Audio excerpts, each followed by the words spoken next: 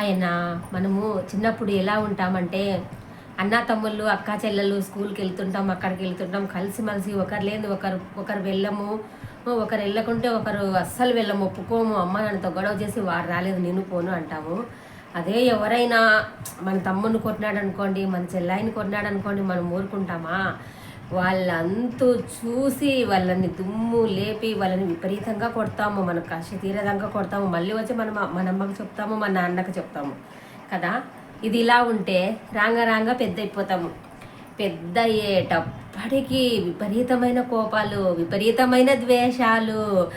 ఏమి అంటే వాడికి ఒక గజం భూమి ఎక్కువ వచ్చింది, ఏమి అంటే ఆ పిల్లకు ఒక 5 తులాల బంగారం ఎక్కువ వెళ్ళిపోయింది అని ఆరాళ్ళు చెప్పే మాటలు విని మనము విపరీతంగా గొడవ పడి మన అమ్మ చెప్పినా వినము, మన నాన్న చెప్పినా వినము, ఎవరు చెప్పినా వినము. ఆరాళ్ళ మాటే విని మనం విపరీతంగా గొడవలు పెట్టుకొని మనము సంపుకునే స్టేజ్కి వచ్చేస్తాము. అప్పటికి ఇప్పటికి ఎంత తేడా కదండి మనుషులకి. చిన్నప్పుడు అంత కలిసి ఉండేవాళ్ళము, పెద్ద అయ్యాలకే ఇంత దేశం ఏంటండి. కనీసము శత్రువులలాగా పరాయి వాళ్ళకన్నా హీనమైపోతాము.